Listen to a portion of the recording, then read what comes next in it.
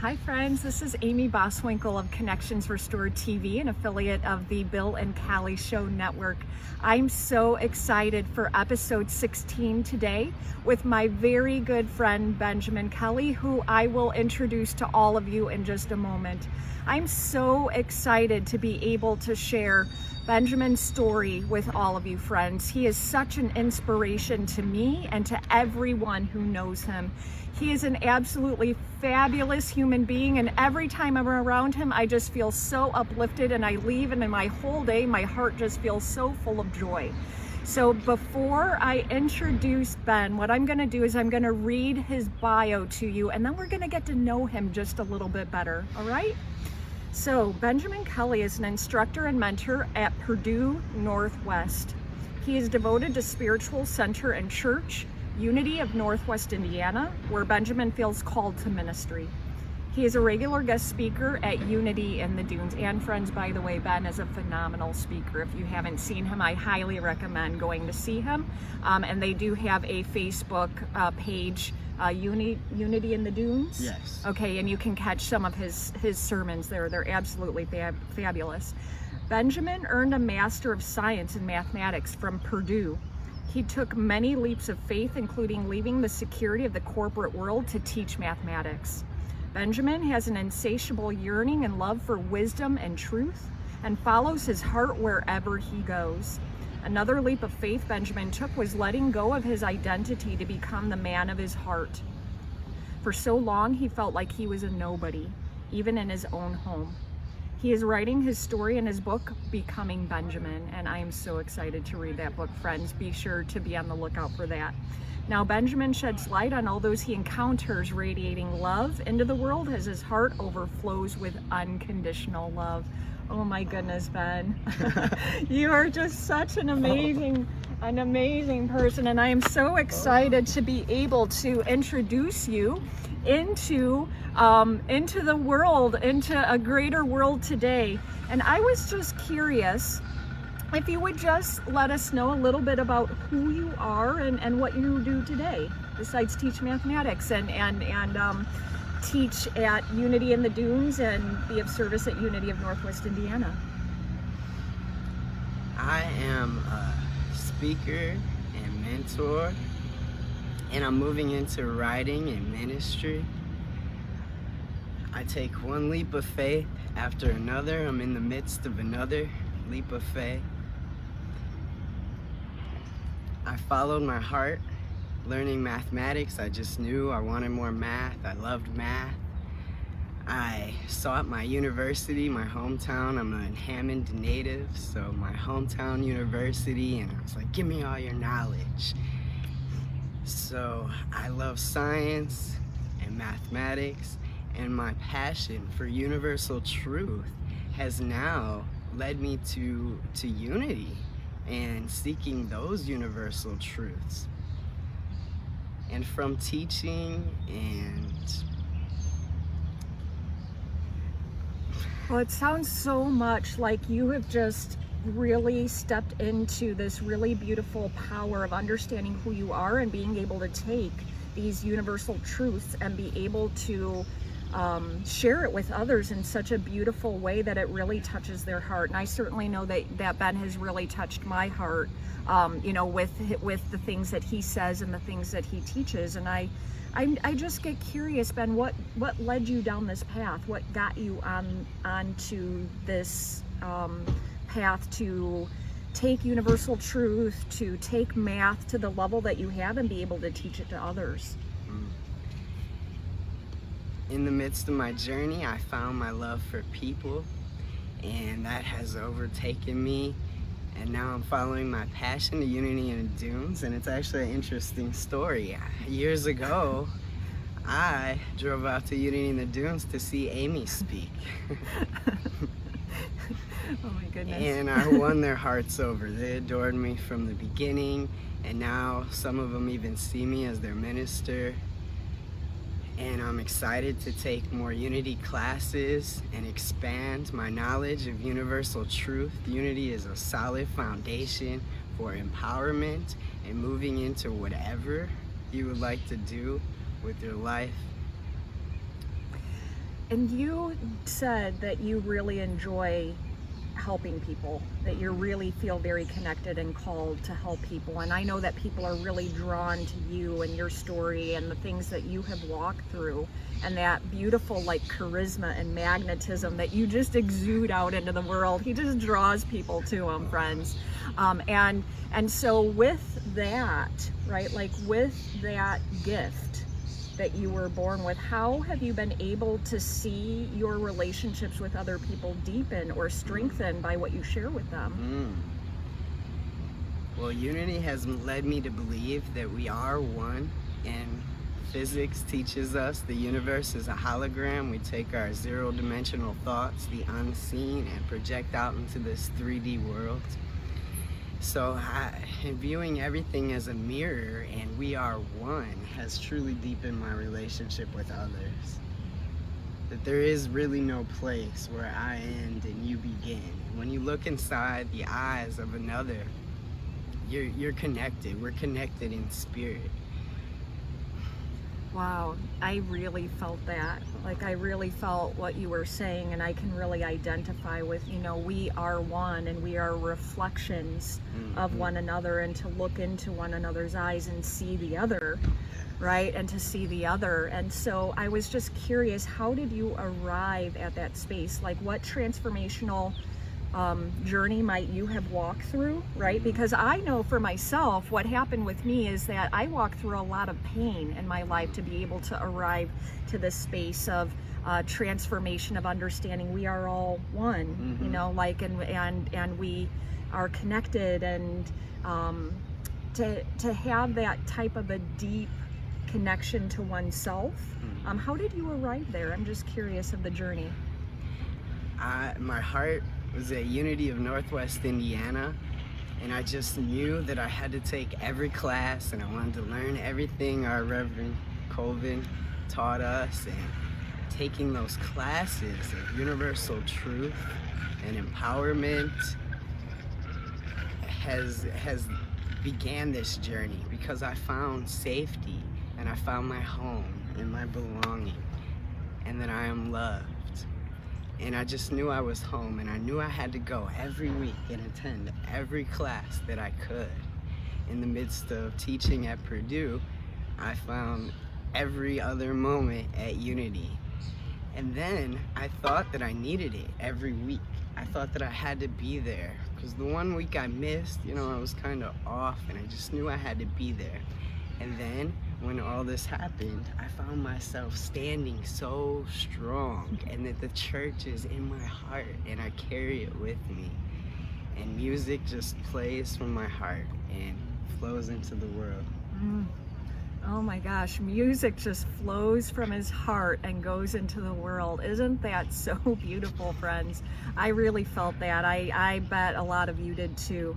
I'm curious, Ben, how do you see that the line of work that you're in? I know we touched upon it lightly, but how does the work that you do help other people when they're walking through hardship or pain? You know, because there's a lot of things going on in the world, and there are people who are in a lot of fear right now because of, you know, there was COVID-19 and everything shut down. Some people didn't have jobs and food and know how to pay their bills, and then we went into, you know, riots and death, and, you know, we've all been walking through some really hard spaces, not just in the big world, but in our own individual world. So the things that you've learned, how do you see it helping other people? So I help others create miracles in their life, because I've learned that a miracle is a shift in perception from fear to love. And you're right, fear is out there, radiating out, and people are coming forth with their fear, and fear is spreading. So if we can shift that, there's always another way to see something. And all is progress. And my good friend here said years ago, the path is non-linear. And since then, I've been saying that our journey is through consciousness. It's so beautiful, right? It is such a journey through consciousness, and that the path is truly non-linear, and that once we understand that, greater expansion occurs. Yes. Have you noticed that? Yes, we do the unthinkable, unimaginable. And I really loved what you said. I'm sorry, I didn't No, mean to cut go you off. ahead. I really loved what you said about the shift in perception, Mm-hmm. right? And that is where the greatest transformational change can occur, Yeah. right? When we can walk from that space of fear into that space of love. And so, would you be able to provide a tool or a tip or something to the audience about how they can shift that perception, especially with all of the things that are going on in the world and all of the fear that some people watching this video might be walking through right now? Mm-hmm. As Amy talks about, forward momentum, always forward momentum. And it might look like I hit dead ends or was going the wrong way, but actually all of it was progress. Every step of the way has prepared me for today and what I am to do today. And many people message me or seek me for prayer and mentoring. Just last night, I shifted my friend's perception. And there's always another way to see this. And if we can turn within and get still, and our breath will take us to our heart. And if we can be still and claim that there is another way to see this, it's not what happened to us, it's our interpretation of it, our perception of it. So instead of seeing it through the eyes, through the lens of fear, we can shift to love. And we are one. We are one. And nothing, life is for us and only against who we're not. So if we can see life that way and see these wrong turns as beautiful inconveniences, life has a way of showing up and shifting our perception. And it could be a forced shift, but if we get quiet and turn within and claim there is another way to see this, then we can shift our perception. And lots of times it takes a leap of faith. It's almost like there's a void in between that you have to leap over. Our Reverend put it, letting go of the past, kind of like a monkey swinging on a vine, lets go of this one, but hasn't yet reached the other one. And it takes trust. It takes a deep trust. My faith has gone deep, and the roots deep that I trust. I just know that life is for me. Even this challenge that we're all going through together has come to shift our perception from fear to love, and that we are one and we are always connected. And we have to turn within and rest and get quiet and be still.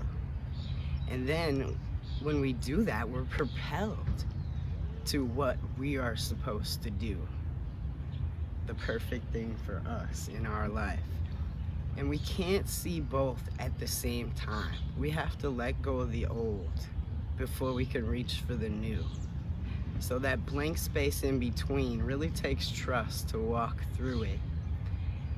And then it's there. The miracle is there. That is the miracle. And miracles happen every day, and they happen naturally. And it's just the shift in consciousness. There's always another way to see something. So I began to see these wrong turns as a mirage. If you're in a desert and you're thirsty and you see water ahead, what does that do? That gets you moving forward. And even if it disappears, it was never a waste of time. It was never wrong steps. It was actually getting you moving in that direction, because could you have really jumped from there to the miracle? It takes forward momentum, as Amy always says, and that moving forward. And if we can instead, when we get to that mirage and it disappears, and not think of it as a waste of time or shame ourselves, because all shame just is not, holds us back, right? Right. Yeah. Shame can really hold us down and hold us back and keep us in that vine, right? That's Yeah. in the past. Right. So I've moved out of the realm of shame and trusting and knowing we are one and all is progress. So when I get to that, I see that as a beautiful inconvenience, and it really served me. It was here to serve me all along. I think that's so beautiful, Ben, and I love how you gave that visual of the vine, right? Like the vine that's behind us, and it's, we have to have that forward momentum and let go and grab onto that next one so that we can move forward. And what I really love that you said, it was about getting quiet and going within. I think that that's really important, and I'm just curious if you have any tips or tools for someone who might be stuck in over-addictive thinking or stuck in a really busy mind. Like, how might they be able to calm down those high beta brainwaves that are going on because they're thinking too much, to calm down and go within? What is one of your favorite ways to, just kind of connect to self? Nature, being in the now. Really, our life is never not now. And being in nature, if we can be in the moment, we see beauty. And the experience is love. And you can't look at a duck and their babies and not have joy. And those small little details, or a butterfly, or a dragonfly. This morning I saw a bunny in my backyard looking out my back door. I love to sit at my back door. It almost feels like I'm outside and I'm safe from mosquitoes. So I can sit there and look outside, or I go outside, I take many walks. I go barefooted because that's grounding. And the earth is so energizing. It's a massive, it's alive. It is energy, and it feeds us, and it stores that energy for us at any time. We can tap into that. So I go out in nature. I've been walking every day and looking at the animals and taking pictures, and I'm happy to be alive. And I could wake up in the morning now and claim that. I'm happy to be alive, and what does this day have in store for me? The ever new, yet unchanging now is amazing, and it's so beautiful. But if we're stuck in those stories, as you're saying, it's hard. It's hard to be in the now and see the moment, and it really takes a letting go. There's another way to see this. I don't know how right now, but there's another way to see this. I know that that's causing me unease, thinking those things. So how else can I see this? I think that's absolutely beautiful. And friends, just to go out and to connect into nature, to be in the now, and then to even take it a step further, as Ben just said, and connect to all of the wealth consciousness that surrounds us, right? Like the animals that you might see on the walk, the dragonfly, the rabbit, right? Like pulling up the energy from the earth, because the earth is alive and there's just so much energy there. So if we can just remember to pause and to connect to self, one of Ben's favorite tools is being out in nature and connecting to the now. And I can definitely resonate with that, Ben. I'm definitely a fan of being out in nature. And Ben and I actually just took a walk around here about a week ago, and it was just such a beautiful journey. We actually saw a deer, right? A deer laying in the grass, like on a little bend over there. So I can attest to that for sure. I make sure that I take daily walks. So if you're feeling busy in your mind, please make sure you try Ben's approach here. And the only thing we ever have to do is connect to our heart. I am a mathematician, and the certainty of mathematics, not statistics, but the certainty of mathematics, because the math tells us we can just know these things. And in the math, Greg Braden and Heart Math has found mind-heart coherence puts us in that flow state where we're just flow and we're propelled to what is right for us to do. And listening to that internal guidance, like I said, my breath can take me to the heart. And when mind, heart coheres, because the body cannot lie. From here down, the body cannot lie, but the mind does. And the mind can play tricks on us. And nature is abundance, and it shows us our abundance, like it produces 100-fold, but the world will tell us lack. The world will tell us, no, there's not enough for everybody and you gotta go get yours. But nature tells us a whole different story. One little mustard seed, you know, produces a whole tree. And the oak, and all those instructions is already in us. We already have everything we need right here in our heart. And I believe the heart connects us to our higher self. And we just know. We just have that inner knowing. I think that's absolutely beautiful, and I love how you connected that, right? Like nature has its own innate wisdom, right? And it doesn't falter from its natural intuition. Right, it can't contradict itself, and that's why I love math too. It can't. If it is, then we're missing a piece of the puzzle or seeing it. Oh my goodness. Clearly. Yeah, so math nor nature can contradict itself, but the human can. Right, the mind. The mind. And those stories. But if we're in the now and we connect to our heart, then it's just automatic. It just flows from there, and that's all we ever have to do. So sometimes, you know, it's fewer and farther between, but sometimes I do get lost in those stories and the world's teaching. It's so prominent and so in our face, you know, billboards and news and Facebook, and it's everywhere, striking fear into our hearts. But we truly can see this another way at any time, any moment. And if love, if you take this belief, which has served me well, miracle is a shift from fear to love. And if we take this leap to love and see this differently, at any moment, a miracle can happen.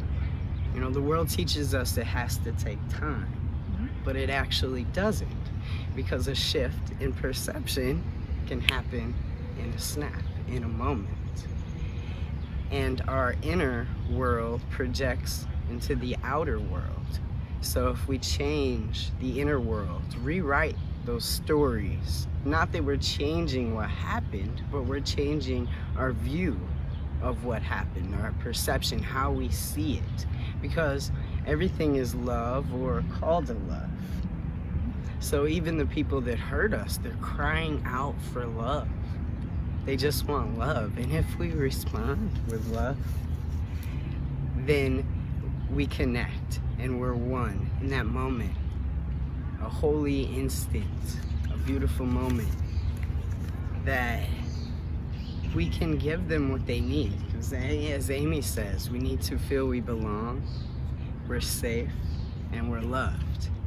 And if the person in our presence that's crying out for love feels that, then they are healed in our presence just by our consciousness, because truly we're electromagnetic beings and we're always radiating out. No thought is ever hidden. As we think, we are radiating out into the world around us, and people feel that. As you're an empath, I found that I'm empathic, which has truly given me a lot of understanding about myself and who I am, and helped me come to know myself.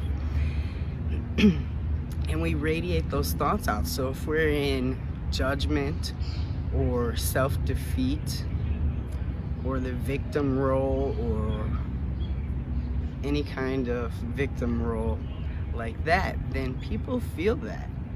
And if they don't understand that it's not their vibes, they can take it on as their own, and then it's contagious and it spreads. But love is a more powerful force, and that can spread even farther, faster.